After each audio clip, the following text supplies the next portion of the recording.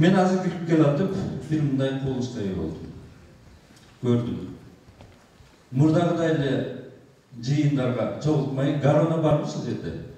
Мектептин 7-8 классында окуучулар бу жерде эмне кылып жүрөт? Бүгүн сабак кой? Эмне кылып жүрүшөт?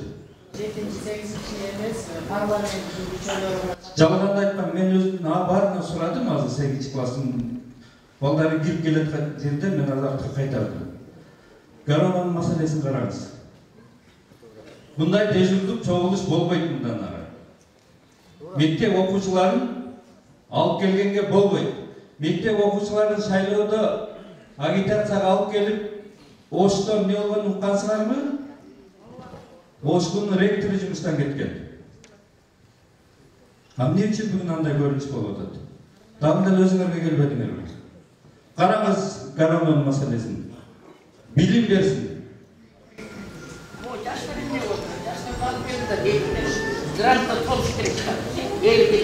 Студенттер келсе мейли, студенттер алар уже бойго жеткен.